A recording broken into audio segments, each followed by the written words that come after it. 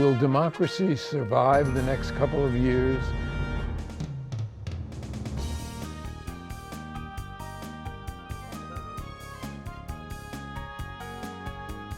And there are so many needs that Minnesota has.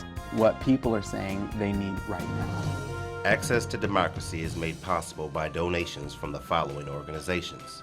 Thomson Reuters, a global company with expertise and insight to unravel complex situations in the areas of law, tax, compliance, government, and media. Their worldwide network of journalists and editors keep customers up to speed on relevant global events. Thomson Reuters, The Answer Company. Crutchfield Dermatology, a full-service treatment center in Medi-Spa in Eagan. Their goal is to help you look good and feel great with beautiful skin. With service built around courtesy, dignity, and respect, Mayo-trained Dr. Charles Crutchfield personally treats each patient and is acknowledged as one of the nation's best physicians. Firefly Credit Union, with locations throughout the Twin Cities, has proudly served Minnesotans since 1925. Firefly guides its members forward by delivering customized financial solutions to improve their lives in all aspects of banking. Firefly Credit Union, they light the way with life illuminated.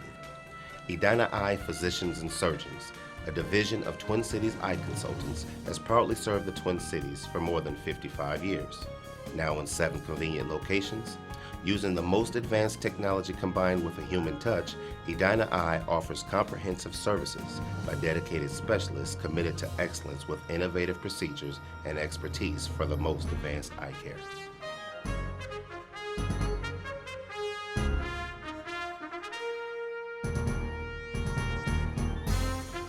Welcome. Access to Democracy returns. Alan Miller here, and we have a return guest, although he hasn't been with us for quite a while. Roger New, who is the, I guess, new police chief in, not so new anymore, about in 18 Eagan. months, yeah. And and welcome back again. Thank you for having me. I first met Roger, I guess I have to tell the story, 15 years ago. When I was cruising down Wilderness Run at about 35, 40 miles an hour, and he stepped out from behind a pole with a radar gun and said, "Pull over." And I did. And I got a talking to, but I didn't get a ticket. And I haven't sped on Wilderness Run ever since, I don't think, because I always think he's going to come out from behind a pole. I love that you tell the story that you're only going 30 miles per hour. It might have been more like 50, but we'll stick with 30. Well, I don't think it was 50, but I think it was probably 40. And and there you were, hiding behind a pole. Yes. And what can I tell you? Welcome to Eagan. Now, you were known as the Dippin' Dots police chief. Why is that? Oh, I might have a fetish for Dippin' Dots. If I go to a sporting event, that's one of the things I seek out is Dippin' Dots. So, yes. I hear you're a tiger at the fair with them also. Yeah, some friends of mine, they actually are the owner of the stands at the Minnesota State Fair, and they know every state fair that the chief of police from Eagan is going to stop by to get his Dippin' Dots when he's there. So you got to have your vices. You started as a community services officer about 26 years ago with the Eagan department. Yep. And you have literally risen through the ranks to the point where you became chief when Mac retired 2 years ago. Yes. A little bit more than 2 years ago. In the interim, though, you have gotten a bachelor's degree, a master's degree, and you trained at the FBI Academy in Quantico, correct? Well, yes. I actually had my bachelor's degree prior to being hired here at Eagan as a community service officer. But after starting during the course of my career here with the Eagan Police Department, I did attain my master's degree. And the FBI Quantico, where did that come in? In 2006, I was promoted to police administration, and typically the route to get into the FBI Academy is you have to be an administrator in a police department. And after being promoted, I approached Chief McDonald at the time and told him I had a strong interest in attending the FBI Academy. And it typically takes, once you make it known that you're interested in going, it takes a few years to get in. And I was able to attend the FBI Academy in 2008. So how big is the department today? We have approximately 94 staff members, and we are authorized 76 sworn police officers. And of course, the department is getting bigger simply because Eagan is getting bigger. When we add something like the Vikings area, when we add something like some of the shopping centers that we have, automatically that increases the number of calls that you get. Absolutely, absolutely. And you know, I think another big shift from when I started in 1994 is technology. The crimes we're investigating today versus when I started are far more complex. You typically, an investigation involves a cell phone or a computer or some sort of tablet computer, and you have to send staff members, the officers, to advanced training to understand how do you retrieve the evidence from those devices. And we'll talk about computerization, et cetera, along the way. But I understand, however, that you have been known to arrest a snapping turtle. That's an old story. But I bet they haven't heard it here. How do you get handcuffs on a snapping turtle? I wouldn't necessarily say I arrested the snapping turtle. It was a introduction to snapping turtles when I started as a CSO. That's a funny story. Growing up in St. Paul, you know, being a city kid, you know, you saw turtles when you went to the zoo. And I apply and I get this job as a community service officer out here in Eagan. And one of my first calls that I had to respond to was one crossing the road. So I respond there, and I think I'm going to figure this thing out. And you know, I would, you know, when I was responding, I'm thinking, well, it's going to be, you know, easily, you know, maybe a 4 or 5 inch little turtle that's crossing the road, and I would just, you know, pick it up with one hand and carry it across the road. Well, I get there, and this turtle is, you know, probably, I don't know, twice the size of that, and you know, it's got this huge head on it, and I'm thinking to myself, not too friendly. Not too friendly, and I'm thinking, what am I going to do with this thing, and how do you get this thing moved? And so I went and we at the time we had shovels that we carry in the car. Call for backup. Yeah, I wasn't going to call for backup, but I went to the trunk of the car, and there was a shovel, and I maneuvered the shovel underneath the turtle, and I helped usher it along. It got it over to the curb, and then it went on its way. So. And that turtle is today a volunteer. No. Yes. Interesting story about you becoming a community service officer. Yep. You interviewed, you were offered the job, Yep. and then you said, and those jobs were hard to come by at that time, police jobs, and I guess they still are for that Yes. matter. And you said, I'll get back to you. Yes. Which knocked the interviewer right out of her chair. Yes. And the reason that you would get back to her was because? Well, and that was Chief Pat Eagan at the time. He offered me the community service officer job here in Eagan. And I think my impression from my response was that he was used to just hearing, yes, you're going to, people are just generally going to say, yes, I'll take the job. And I think I might have been one of the first people that ever said, I'll have to get back to you. And the reason I said that was because that prior morning, I had another interview up in St. Paul with Ramsey County Social Services. I just graduated from Concordia College in St. Paul with my bachelor's degree in social science, and they had a entry-level position for me, and they made the offer to me. And They offered it to you. yes, they did. Yep. That was in the morning. That was in the morning. But my heart and passion was always in law enforcement. And I knew I had the CSO interview that afternoon with Chief Eagan. And I told that manager at the time from Ramsey County, I'll get back to her. And she made me make a promise before I left. She said, you have to promise me that you will call me before you accept any other job. So I said, okay, I'll make that promise to you. So when I told Chief Eagan at the time that I'd have to get back to him, I was just holding true to the promise I had made earlier that morning. But my heart was always with the Eagan Police Department, and my And the intentions were fact to of the take matter job. is that story has followed you because people say, wow, what a responsible guy. And really, that shows integrity. And that's a reputation that has followed you to here. Yes. I'll see if I can destroy it. Yeah, oh But- boy. Let's hope not. Now, one of the things that is important part of PR in the Eagan Police Department is the Blue Blotter, Yes, sir. which is a publication that comes out, I don't know if it's every month or every other month, and talks about interesting cases that have gone down in Eagan, sometimes amusing, Yep. most of the time pretty serious. Yep.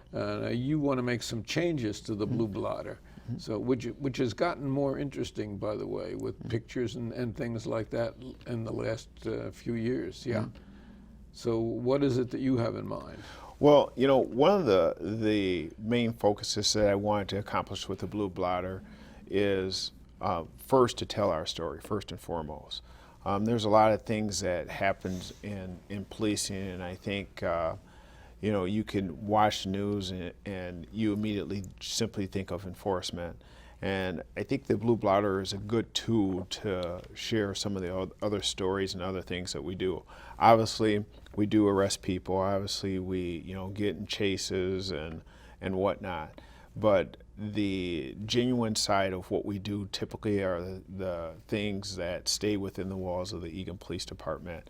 And we're trying to make some shifts to that Blue Blotter to kind of capture some of those stories to share with our community members some of the fine things that their police officers do in the community and they're completely unaware of.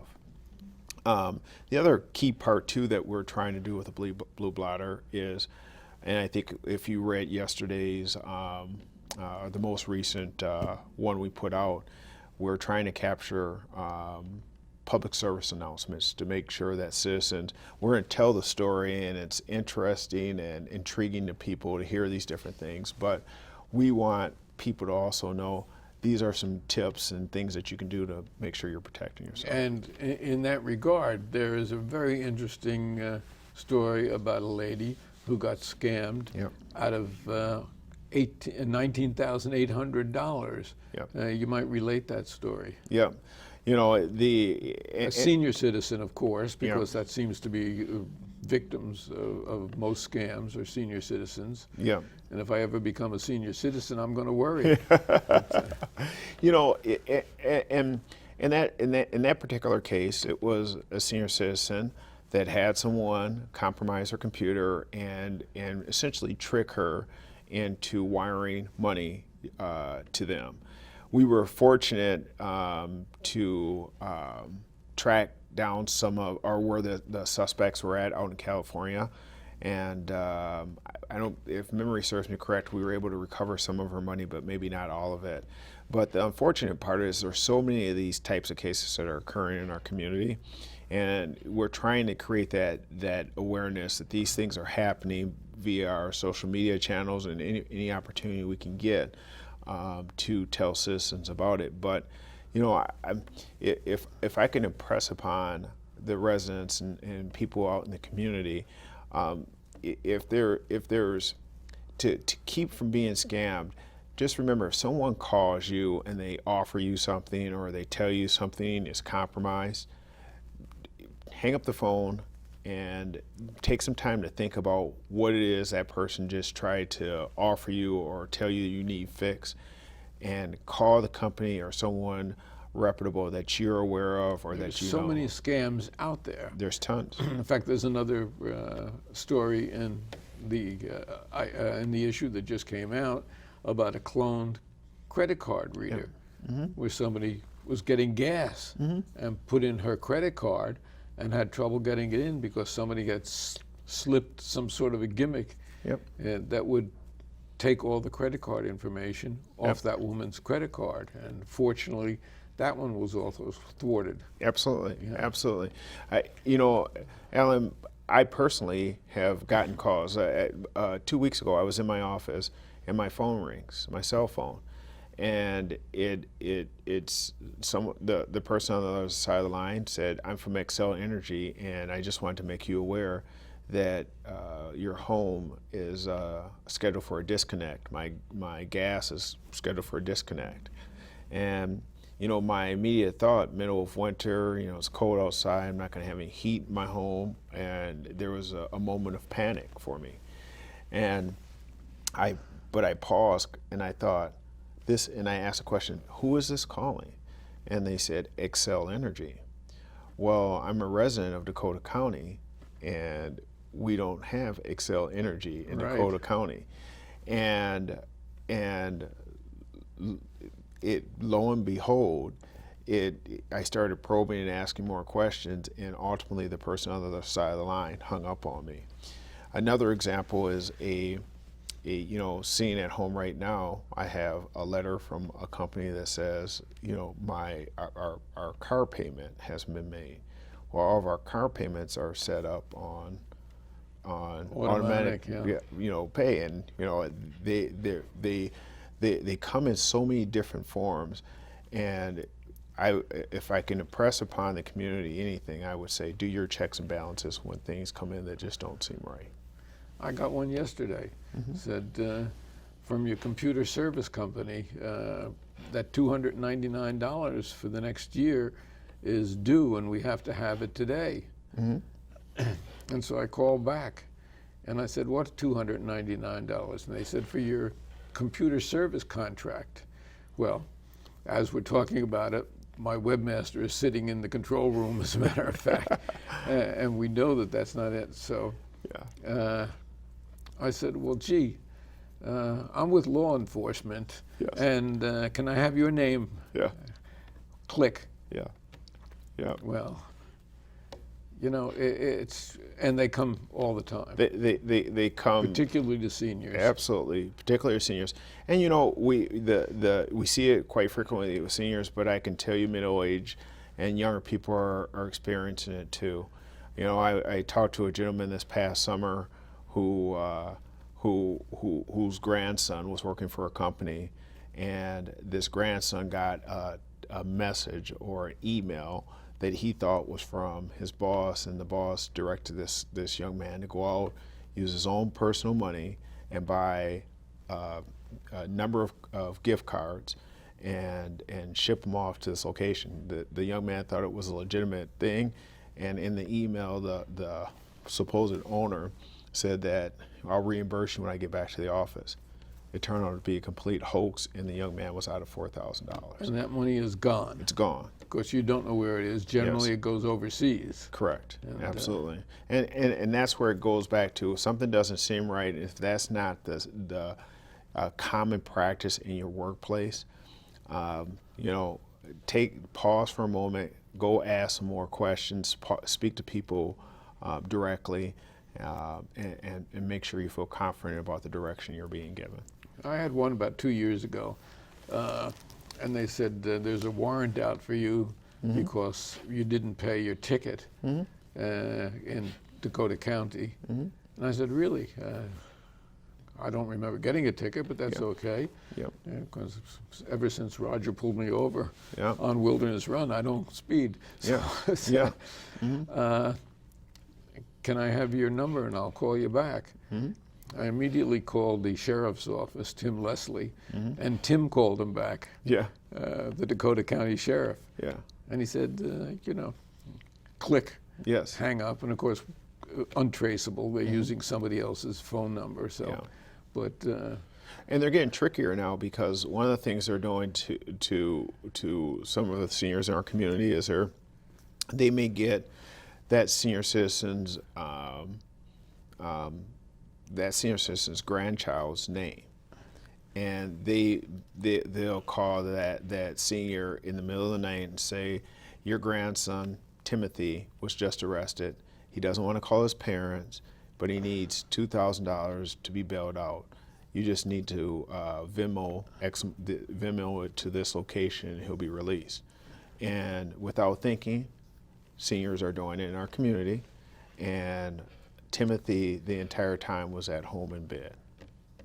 Is it fair to say that other than traffic stops and things like that, that the most calls you get in Eagan today are fraud calls and consumer complaints, things like that? Yeah, those are at the top of the list. These fraud and scam types of calls are just we continue to receive them, and the theft of merchandise from some of our retail spaces, those are common things that we see here in Eagan. Well, with theft, especially for instance, the outlet mall, for instance, when I was in the Citizens Academy, and I rode one night, and it happened to the outlet mall was in the area that we were patrolling, and sure enough, there were a couple of young ladies who went into one of the jean stores and distracted the clerk, while the other one scooped up these jeans that are horribly overpriced to begin with. Yes. And they ran out to a waiting car where the guy is waiting with the car running, and jumped in the car, and actually they caught them. But they don't always catch them, and it's really it's not a good commentary on our society that we have so much of that. Yeah, and one of the things that we're trying to do to mitigate some of that is we're trying to address it as much as possible. It's the old broken windows theory. If we continue to allow it to happen, it's going to only increase in our community. So we're trying to address those problems when we see them. Public awareness. Public awareness, absolutely. And part of that is getting the retailers on board with calling us and contacting us as well. It wasn't a surprise to us, however, when these retail spaces went in. If you think about the outlet mall and all the additional retail space that went into the community, many of those places were run-down strip malls, and weren't very vibrant. Now today they're pretty vibrant retail spaces with a number of people that visit them each day. If you think about what the weather the weather outlook for this weekend looks like, our outlet mall is going to be pretty busy. Oh, yeah.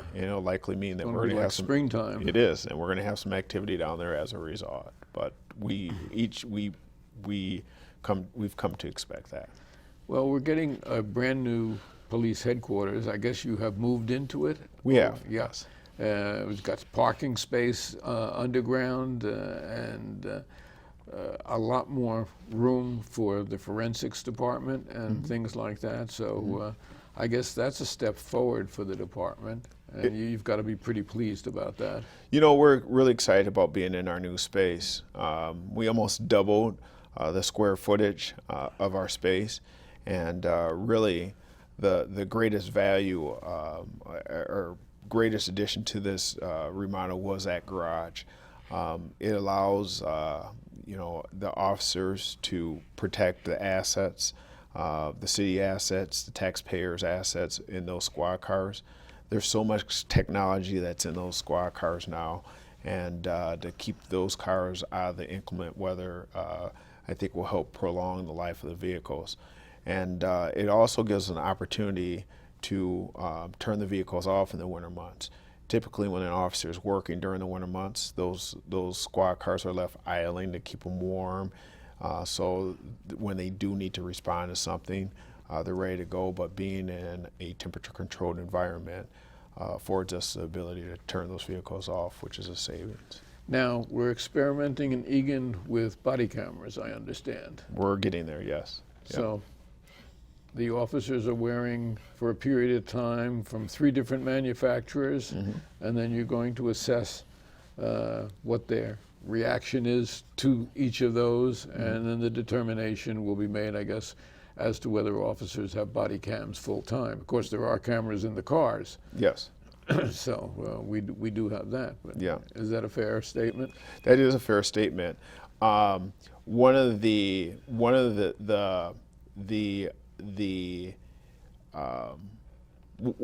gonna start testing these cameras here in the next month or so, and those cameras will they have different features and different technologies that are part of them, but our goal is to have them the officers fully outfitted with the cameras by end of summer, early fall. Now, I know also that you're doing some classes or some training of your officers as to people with a mental illness. Yes. Because one of the unfortunate things, and so many times you pick up the paper and you read that someone was shot. Well, that person was shot because they menaced an officer, but it was also a person who had mental problems. Yeah. And to differentiate or to have a hostage negotiator deal with that person could eventually save that person's life. Yeah. And then there are those people who try suicide by police officer, where they're depressed and they try to induce the police to shoot them. Yeah. They don't have the courage to do it themselves, I guess. So how much training goes on in that regard? Yeah, you know, the mental health training is something that will be something that's ongoing. And, you know, in law enforcement, it's the mental health piece is something that, you know, we're looking at how we can bring other medical professionals in to assist us. You know, we've monitored our numbers at the Eagan Police Department with regards to mental health calls, and those numbers have continued to increase over the past 5 years. And we're trying to figure out how do we go about managing those calls, and because really what it's done is it's taken us to. It's gotten us involved in a part of the business that we're not familiar with. It's not what officers should be trained for. Yes, they Yes. should be trained to recognize it. And as we're running out of time here, we're going to have to talk further about this. And I have a whole bunch of things that I wanted to talk to you about. But we get involved in snapping turtles. Yes, we do. But mental health is for the mental health professionals. The officers have to recognize it, but there should be people available to then step in, and ultimately it will save lives. Absolutely, and I think there's a partnership that we can acquire with the mental health field to address some of We've these been calls talking going with forward. Roger New, the Eagan Police Chief, and Roger, we got more to talk about, so you'll Yes, have we to come do. back soon. Yes. Thank you so much. Thank you.